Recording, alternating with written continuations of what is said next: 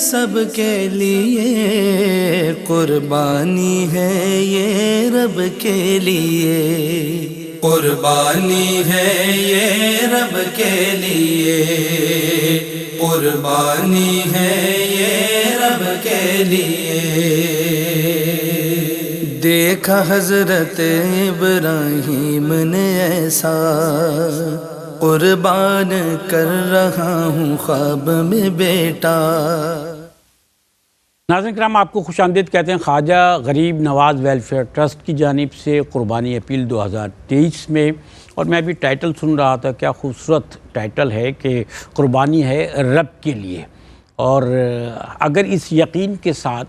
اور اسی نیت کے ساتھ ہم قربانی کریں کہ قربانی خالصتاً رب کے لیے ہے، قربانی اس لیے ہے کہ ہمارے پاس جو کچھ ہے اس میں سے بہترین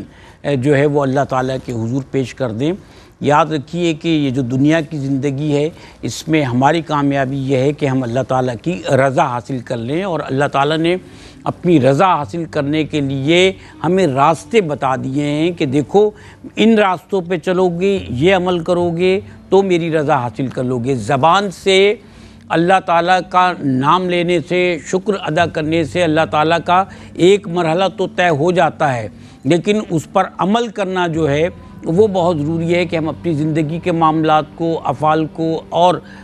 وہ جو ہمارے اقوال ہیں ان کو ایک دوسرے سے ہم آہنگ رکھیں۔ آپ دیکھیے آپ کے سامنے کیٹل فارم کی تصاویر ہیں، یہاں جانور موجود ہیں، اور یہ بالکل لائیولی آپ کی خدمت میں پیش کیا جاتا ہے۔ اور یہ جانور، یہ صفائی، یہ معاملات ایسے ہی ہیں۔ آپ جب بھی کیٹل فارم آئیں گے گڈاپ کراچی میں تو آپ کو ایسے ہی ملے گا، اور ہم آپ کو دعوت دیتے ہیں کہ آپ جا کے وزٹ ضرور کریں۔ بعض لوگوں کو خوبصورت جانور، کیا خوبصورت جانور ہیں، واہ! بعض لوگوں کو خوبصورت جانور دیکھنے کا بھی شوق ہوتا ہے۔ آپ جائیے، جا کر دیکھیے، بلکہ ہم یہ کہتے ہیں آپ منڈی جائیے پہلے، منڈی کے بعد دیکھیں کتنے خوبصورت جانور ہیں، منڈی کے بعد آپ جائیے اور جا کے کیٹل فارم بھی دیکھیے، اور پھر یہ دیکھیے کہ یہ جانور جس قیمت پر آپ کو مل رہے ہیں، جتنے صاف ستھرے خوبصورت جانور ہیں اور ماشاءاللہ تنومند جانور ہیں، یہ جانور اس طرح کے اس قیمت پر دستیاب نہیں ہوتے جو یہاں پر مل جاتے ہیں۔ میرے ساتھ تشریف فرما محترم علامہ افضال احمد صاحب، میرے ساتھ تشریف فرما جناب جاوید میمن صاحب اور وسیم وسیع صاحب۔ میں سر آپ سے علامہ صاحب پوچھنا چاہوں گا کہ یہ جو 10 دن ہیں، ان میں خاص کر عید قرباں والے دنوں میں تو روزہ منع ہے، نفلی روزے جو ہیں، اور خاص کر حج کے دوران کیا حکم ہے نفلی روزوں کی نسبت سے، یا کیا لوگوں کا طریقہ کار رہتا ہے؟ بسم اللہ الرحمن الرحیم، بسم اللہ والحمدللہ والصلاة علی رسول اللہ۔ دیکھیں، آپ جانتے ہیں کہ کچھ لوگوں کی طبیعت اللہ کریم نے ایسی بنائی ہوتی ہے کہ وہ مواقع کی تلاش میں رہتے ہیں، صحیح بات ہے، ہاں، کہ نیکی کے موقع کی اللہ تلاش کی میں رضا رہتے حاصل ہیں۔ کرنے کا۔ جی، کچھ لوگ تو ایسے بھی ہوتے ہیں کہ جو بظاہر کوئی اگر اچھا کام ان کے سامنے آئے تو وہ دیکھتے ہیں کہ یار یہ کوئی معمولی سا کام ہے، اس کے کرنے سے کیا ہوگا۔ تو کبھی بھی کسی بھی نیک کام کو یہ سوچ کر چھوڑنا نہیں چاہیے کہ یار یہ معمولی سا کام ہے، کیونکہ اللہ کی جو رحمت ہے وہ تو بہا نہیں بلکہ کسی کے بہانا۔ راستے سے کانٹا یا پتھر ہٹا دینا جو ہے وہ بھی بہت بڑی نیکی ہے۔ بالکل، یہ ایمان کے اس کے سٹیپس میں اس کو شامل کیا گیا۔ وَأَدْنَاهَا إِمَاطَةُ الْأَذَىٰ عَنِ الطَّرِيقِ، کہ جو ایمان کے مختلف شعبے ہیں، کہ جس کو گنوایا گیا کہ 70 اور کچھ اس سے زائد شعبے ہیں، تو اس میں سب سے افضل فرمایا کلمہ طیبہ ہے، اور سب سے ادنا یہ ہے کہ آپ راستے سے رکاوٹ جو تکلیف والی چیز ہے اس کو، اذیت والی جو چیز ہے اس کو ہٹا دیں۔ تو یہ ایک ایمان کا درجہ ہے۔ تو عرض کرنے کا مقصد یہ تھا کہ ایک عام نیکی بھی جن کے دل میں اللہ نے ایسی اللہ کی رحمت کی طلب اللہ نے جن کے دل میں ڈالی ہے، وہ اس آڑ میں رہتے ہیں کہ کب ان کو موقع لگے۔ تو یہ تو ایام ہیں ہی ایسے کہ ہم نے جیسے ذکر کیا کہ شروع میں کہ یہ ان کی بے حرمتی نہیں بلکہ ان کے تقدس کا لحاظ رکھنا ہے، اور پھر ہم نے اس میں جتنا ہو سکے آپ کار خیر کی طرف بڑھتے ہیں اور روزوں کا اہتمام کرتے ہیں۔ تو اس میں کیا ہوتا ہے کہ اسپیشلی ان لوگوں کے لیے یہاں موقع ہوتا ہے، اسپیشلی خواتین کے لیے، یا جن لوگوں کے روزے کسی وجہ سے رہ گئے، کسی عذر کی وجہ سے، ماہ رمضان میں فار ایگزامپل کسی سے روزہ چھوٹ گیا سفر کی حالت میں یا بیماری کی حالت میں چھوٹ گیا، تو ان کو چاہیے کہ ان ایام مخصوصہ میں اگر وہ روزہ رکھیں گے تو ان کی قضاء کا معاملہ بھی پورا ہو جائے گا، وہ بھی ادا ہو جائے گی، اور ان ایام کی برکات بھی حاصل ہوں گی۔ اچھا، جو لوگ حج کر رہے ہوتے ہیں، جی،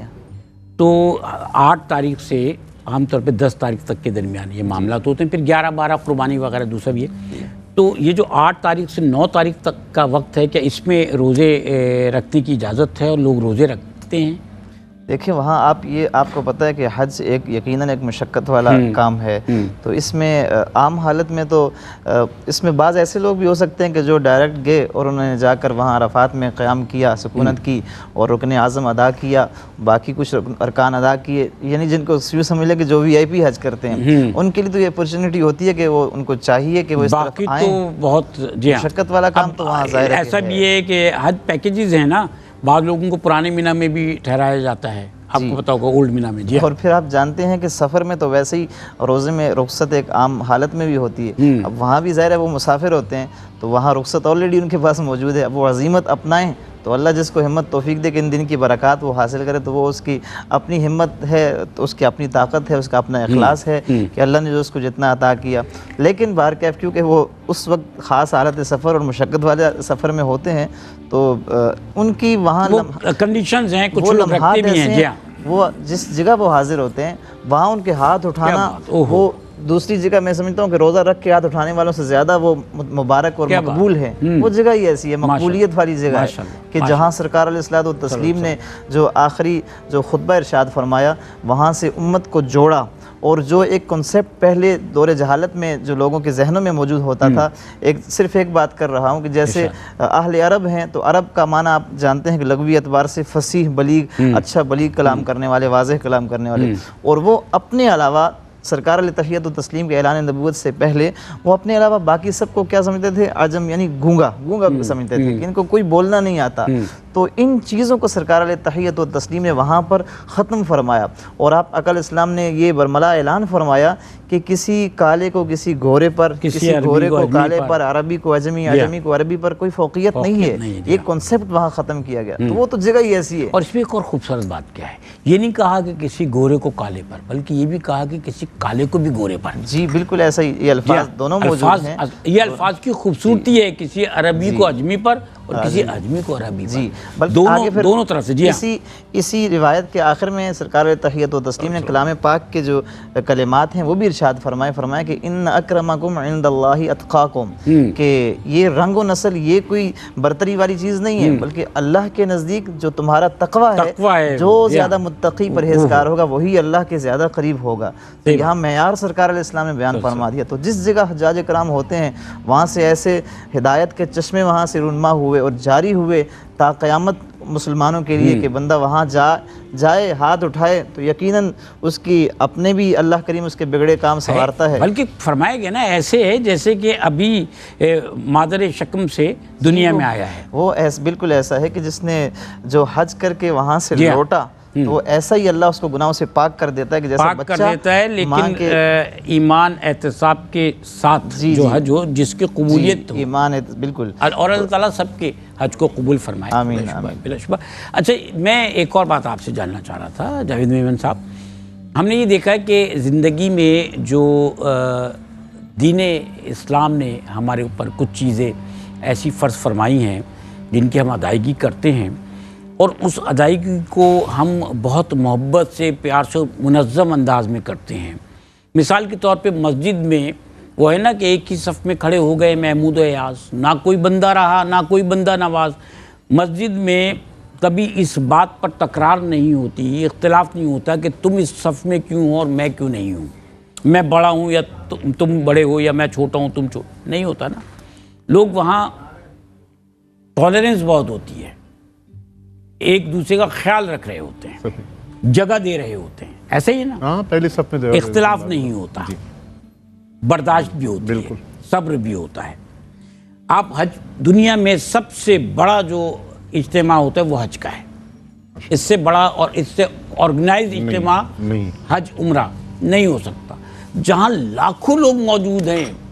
ایک ہی قافلے کی طرح ایک ہی فریضہ انجام دینے جا رہے ہیں، لیکن ان کے درمیان لڑائی جھگڑا، اختلاف، وہ ایک دوسرے کا خیال رکھ رہے ہوتے ہیں۔ تو جو اسلامک شاعری ہم کہیں گے، جو اسلامک اللہ تعالیٰ نے جو ہمیں ایک ماحول بنا کے دیا ہے، آپ صلی اللہ علیہ وسلم نے جس ماحول کی ہمیں جو ہے وہ نشاندہی کر کے دی،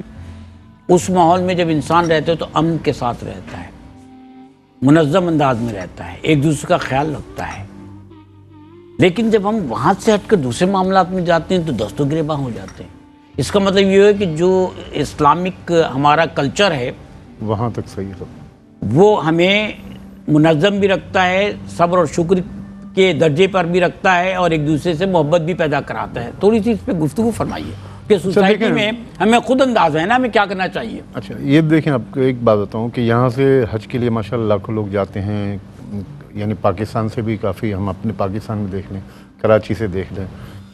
تو یہاں سے آپ ایئرپورٹ کے معاملات دیکھ لیں، یہاں لوگ جس طریقے سے بیچارے پریشان ایک دم ہبڑ تبڑ سے جاتے ہیں، وہاں جو آپ نے بتایا وہاں تو معاملہ ایسا ہوتا ہے، لیکن یہاں سے وہاں پہنچنا اور وہاں سے مکہ پہنچنا، اچھا ایسے ہی جیسے آپ کہہ رہے ہیں کہ وہاں تک سب صحیح ہوتا ہے، لیکن اس کے بعد اپنی زندگی میں کوئی ایسی چیز، مقصد یہ کہ ہم جب سیکھتے ہیں، جب ہم دیکھیں یہاں مساجد تو یہاں ہے نا، آپ ایک اور بات میں عرض کر دوں، ایک گائے میں 7 حصے ڈال، اچھا میں ایک اعلان بھی کر دوں، فرید انور صاحب نے جو ہے وہ گائے کا ایک حصہ جو ہے وہ فریدہ اکبر صاحبہ نے، اور انہوں نے یہ کہا ہے کہ میں اپنے مرحوم والدین کی طرف سے یہ جو ہے یہ دے رہی ہوں، اور گائے میں فریدہ اکبر صاحبہ یہ میری بہن تو نہیں ہے کہیں، وہی ہیں، ٹھیک ہے یہ اوکے۔ تو اب آپ دیکھیے کہ ایک گائے میں 7 لوگ حصہ ڈالتے ہیں، 7 لوگ حصہ ڈالتے ہیں، کبھی ان کے درمیان اختلاف ہوتا ہے کہ تم نے یہ بوٹی مجھے نہیں دی اور یہ ایسا کر لیا؟ صرف یہ پوچھتے ہیں کہ آپ یہ بتائیے کہ میرے حصے میں کتنے پیسے آئے ہیں، تمام اخراجات ملا کے، ایسا ہی ہوتا ہے۔ تو جو جتنے بھی ہم دینی معاملات ادا کرتے ہیں ان میں ہمارے درمیان اختلاف ہی نہیں ہوتا۔ فرمائیے سر۔ نہیں دیکھیں، میں آپ کو یہی بتا رہا ہوں کہ جب ہم اپنے معاشرے میں جس طرح عام زندگی میں جو ہم رہتے ہیں اس میں یہی ہوتا ہے کہ مسجد میں کبھی کوئی جھگڑا نہیں ہوتا، اللہ کوئی ہو جائے وہ ایک الگ میٹر ہے، لیکن ویسے نہیں ہوتا۔ جی میرا خیال ہے کوئی چیز نماز کے معاملے میں یا کوئی اس طرح کے معاملے میں کبھی جھگڑا نہیں ہوتا، لیکن ہم مسجد سے باہر آتے ہیں تو کئی معاملات کھڑے ہو جاتے ہیں، پارکنگ کے معاملات کھڑے ہو جاتے ہیں اور چیزیں کھڑی ہو جاتی ہیں۔ تو مقصد یہ کہ ہمارا مذہب تو رواداری کا سبق دیتا ہے کہ آپ ایک دوسرے کا خیال رکھیں، ایک دوسرے ٹالرنس برداشت کریں ایک دوسرے کو، اور ایک دوسرے کی یعنی تکالیف کو بھی شیئر کریں، لیکن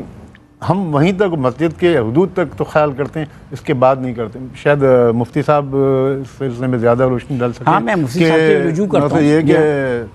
حج کے دوران بھی بہت سے لوگ آپ دیکھیں، کئی لوگ ایسے ہیں کہ وہ حاجیوں کا بے تحاشا خیال رکھتے ہیں۔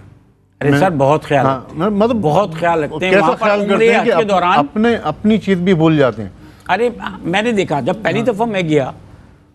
گیا تھا، شاید عرصے پہلے گیا تھا، پہلی دفعہ گیا تو میں حیران اس بات پہ تھا، جو پاکستانی وہاں رہتے ہیں وہ جب ان کو پتہ چلتا ہے نا کہ ہمارا کوئی جاننے والا ہے، وہ ایسے خدمت کرنے آتے ہیں۔ بالکل، آپ اگر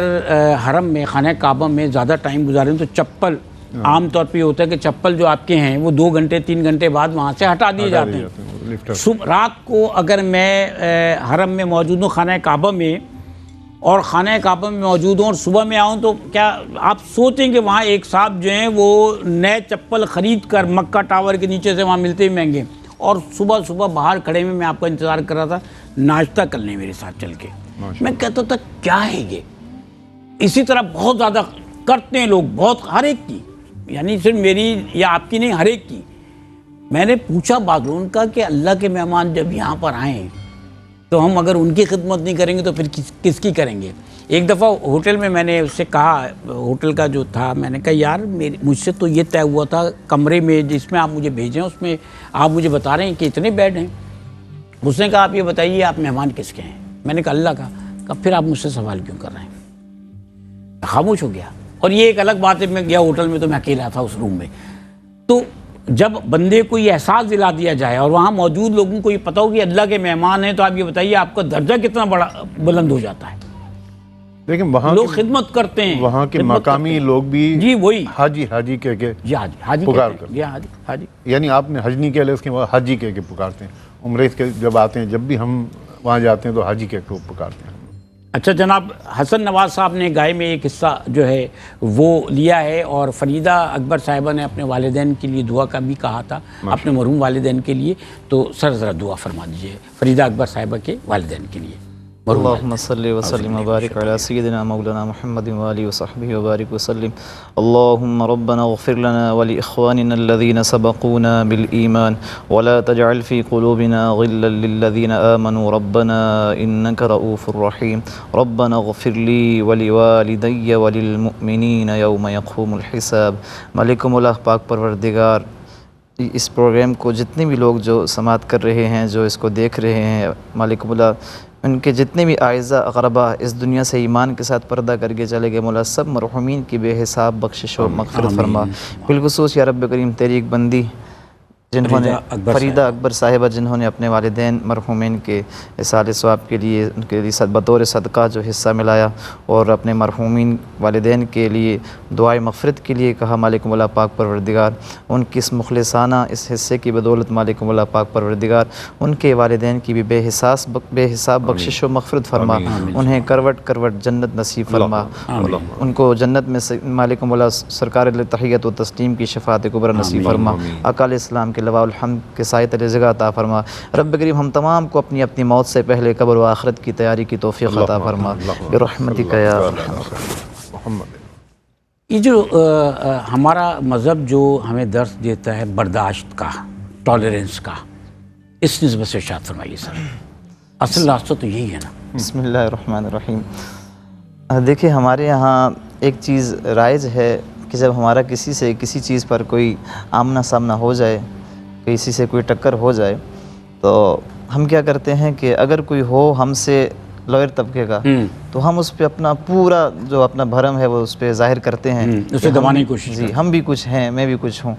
اور اگر وہ بندہ ہمارے سامنے جو کھڑے ہونے والا ہو وہ سٹینڈ بائی ہو اور سٹینڈ لینے والا مضبوط ہو تو پھر ہم کیا کہتے ہیں، چلو چھوڑ دیا. اچھا اب یہ چھوڑنا نہیں ہے، یہ کوئی برداشت نہیں ہے، اس پہ کوئی صلہ نہیں ہے. سرکار علیہ تحیت و تسلیم نے فرمایا نا کہ تم میں سے بہادر وہ نہیں ہے کہ جس نے میدان میں کسی سے مقابلہ لڑائی کی اور اس کو پچھاڑ دیا، بلکہ تم میں سے بہادر وہ شخص ہے کہ جس کے ساتھ کسی نے کوئی ایسا معاملہ کیا، کوئی ظلم والا معاملہ کیا، اور یہ شخص طاقت رکھتا تھا کہ اس سے بدلہ لے سکے، پھر بھی اس نے اس سے بدلہ نہ لیا، صبر کیا، برداشت کیا، اللہ کی رضا کے لیے یہ سب کیا، تو اس کو شرع اسلامی میں کہا کہ یہ بہادر شخص ہے جس کے پاس طاقت ہے، قوت ہے کہ یہ بدلہ لے سکتا ہے اور نہ لے، لیکن اللہ کی رضا کے لیے چھوڑا. یعنی اب ایسا نہیں کہ بدلہ لے نہیں سکتا تو کہا چلو چھوڑ دیا، معاف کر دیا، نہیں، کہا کہ بدلہ لے سکتا اور پھر بھی اللہ کی رضا کے لیے چھوڑ دیا، تو ایسے شخص کو بہادر کہا. تو یقیناً یہ بڑی ایک ہمت والا کام ہوتا ہے کہ آپ کے پاس اتنا تسلط ہے کہ آپ اس سے بائی ہینڈ، زبان سے نہیں یا دل سے نہیں، آپ ہاتھ سے بھی اس سے بدلہ لے سکتے ہیں، پھر بھی آپ نے دل میں بھی برا نہیں جانا. اللہ تعالیٰ کے لیے انسان کا عمل اس حد تک، وہ ایک حضرت علی رضی اللہ تعالیٰ عنہ کا وہ واقعہ ہے نا کہ جب ایک مغلوب کیا ایک دشمن کو، ایک کافر کو، منافق کو،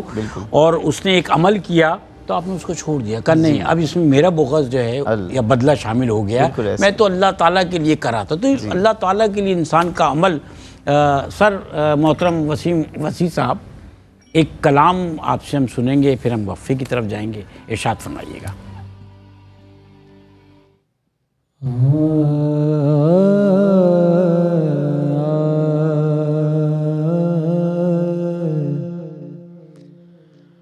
خوشبو ہے دو عالم میں تیری اے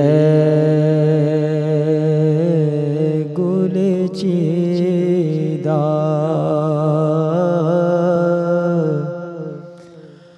کس منہ سے بیان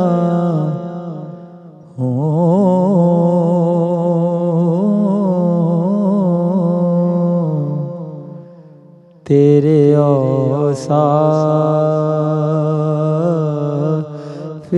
حمیدہ، کس منہ سے بیان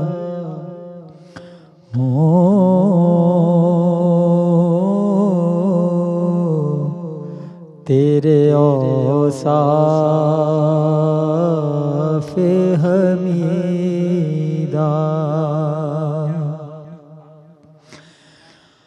تجھ سا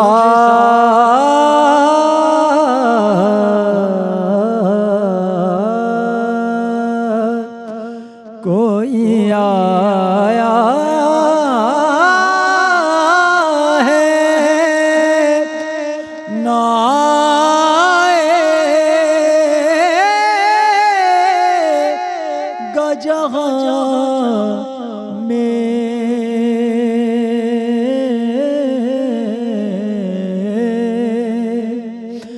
تجھ سا کوئی آیا ہے نہ آئے گا جہاں میں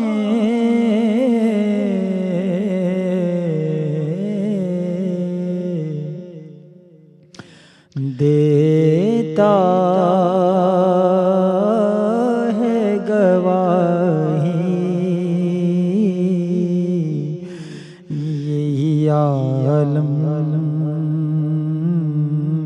کا جریدہ دیتا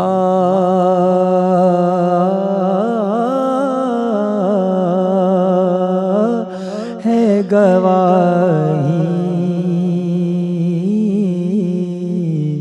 یہی عالم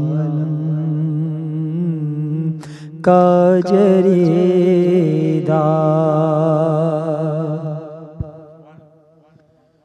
خیرات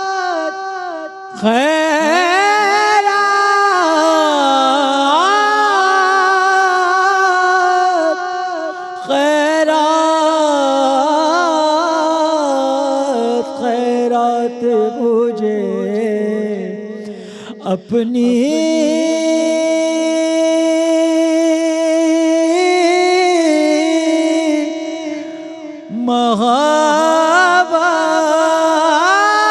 محبت کی عطا کر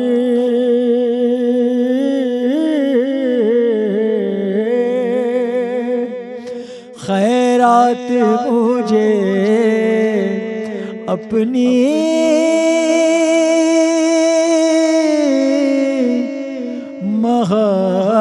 محبت کی عطا کر